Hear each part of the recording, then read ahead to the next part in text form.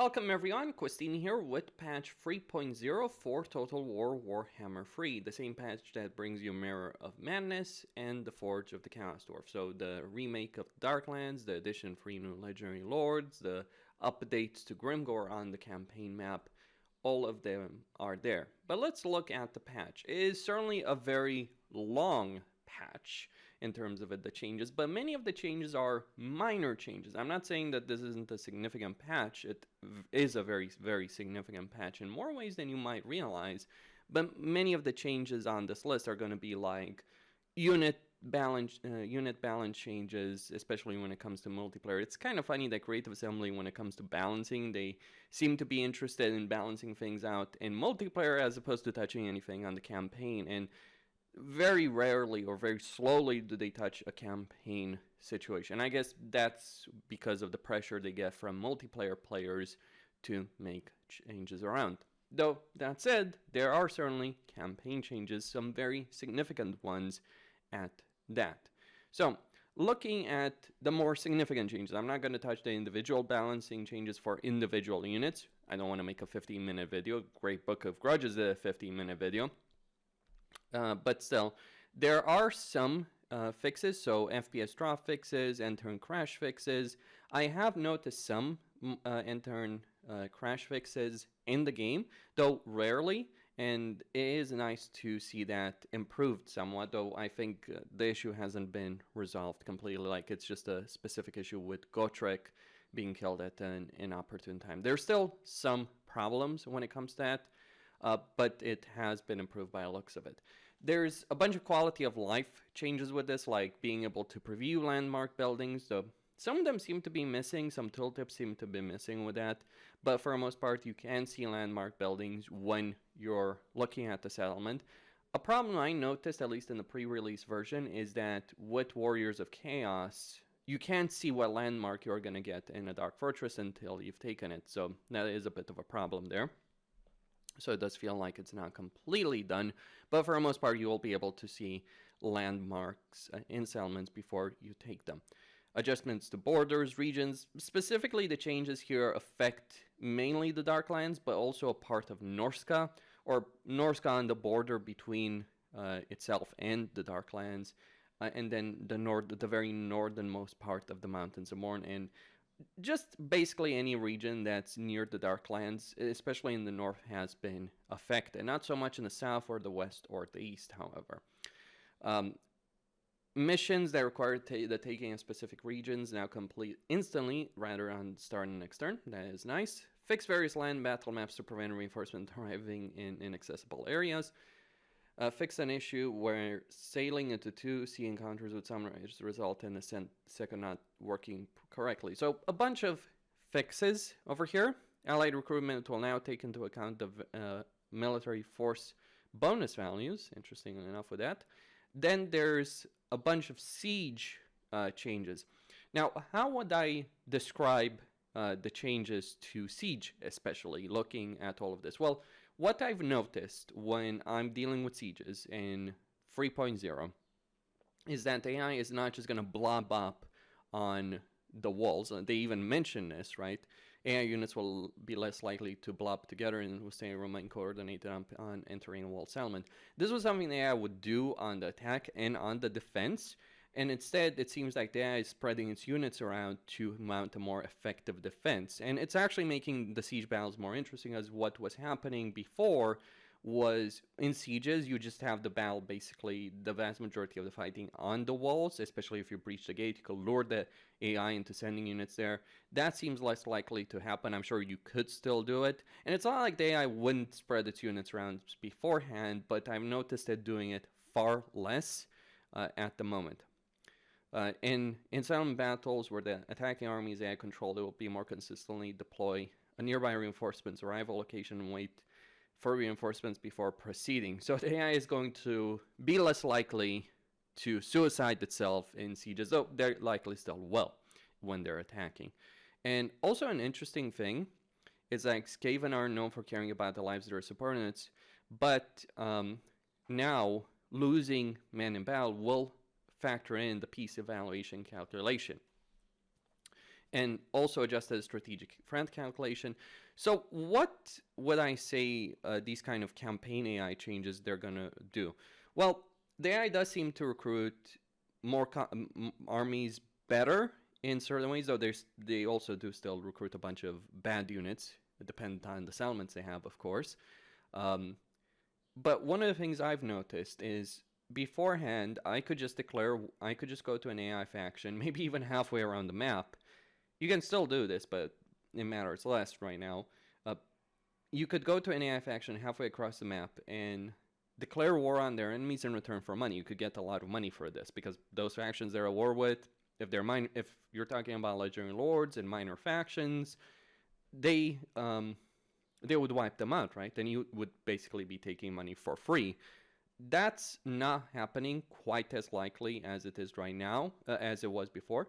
So right now, if you go to a major legendary lord and you ask them to pay you for declaration of war against their enemies, they're not going to pay you as much. They're like, you will get 100, 200 before you could get 1,000 or hundreds, but maybe even thousands, depends on the enemy.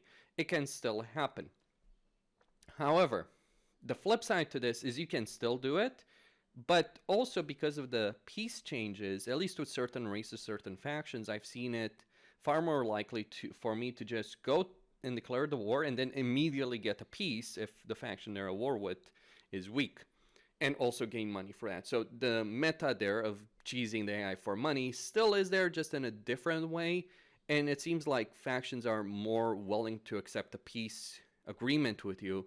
Also, the crucial thing is the importance of distance scaling has been increased. So you're not going to see the AI declaring war on you from halfway across the world as much as you did before. Just some of the things I've noticed, like it seems the AI is more logical.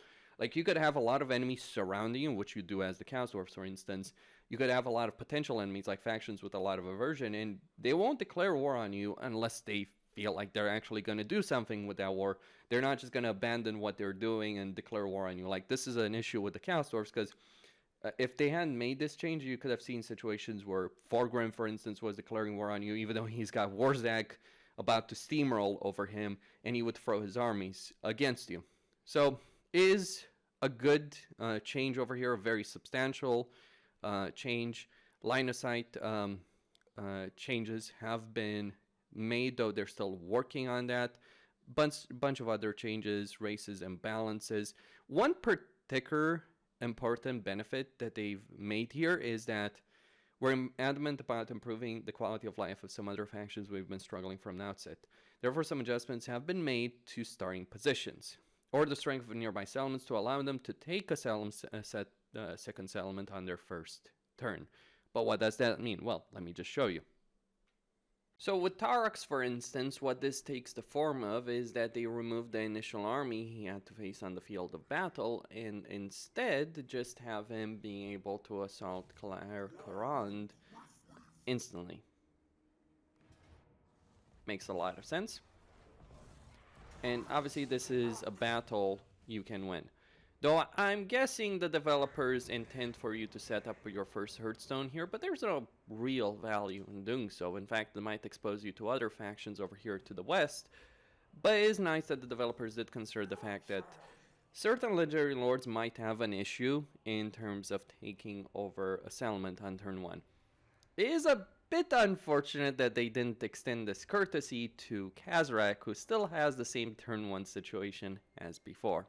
Now, the final major change that I would say they've made, especially for certain factions that do have a mission to confederate another faction, like Emmerich, for instance, confederating Kalador. Well, Kalador would likely be dead by the time you could complete his mission, but they've made the changes in a cases where a faction had a mission-driven confederation. A boost has been applied, small boost has been applied to the confederated faction, making it less likely to die before the player can complete the mission.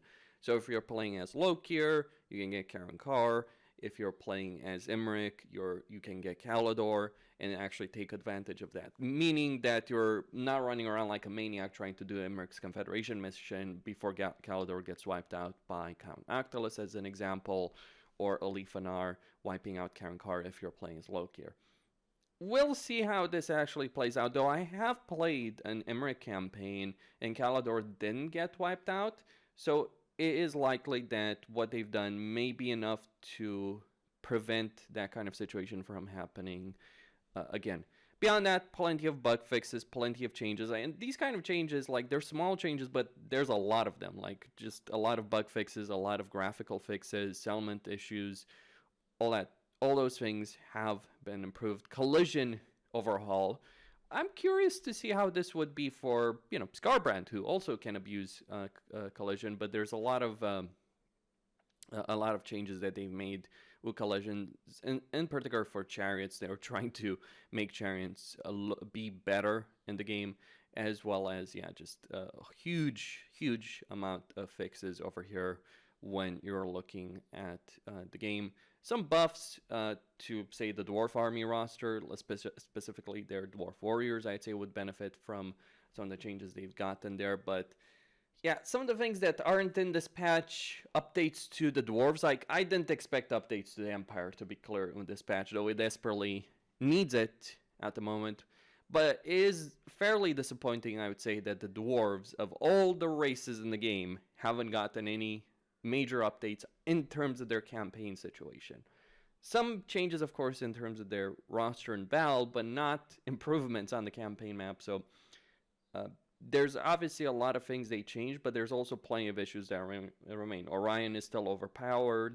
They didn't change his upkeep. The Dwarves are still bad. The Empire is still bad. None of that has been resolved. Like, there's improvements, there are quality of life changes, and you will enjoy the game more right now with patch 3.0 than you did before, but there's still many issues that remain ahead. We'll see how long it's going to take them for them to bring patch 3.1 and what exactly patch 3.1 is going to contain. What kind of changes they'll bring with that particular patch. Some ideas for the future, just looking at the campaign map in Darklands, I do fully expect that either Neferata and or Nagash are going to be coming out and probably the next DLC pack. Like, just some of the changes they made to the Lamian Sisterhood on the campaign map, like, you just see them in the Darklands, you're thinking stuff. That's a starting position for a Legendary Lord with the Lamian Sisterhood. But we'll find out what Creative Assembly is going to do in the future, how long it's going to take them for them to release another content update. The point has to be made very clear that Warhammer 3 Realms of Chaos was a disaster for Creative Assembly. It didn't do well. And although certainly Warhammer 3 sold a lot of copies, the player base retention dropped off a cliff shortly after launch. And that's why they rushed at Mortal Empires. And I think right now we're kind of starting to see what maybe Immortal Empire should have been from the very start, as opposed to the rush job they had to do with the beta and all that.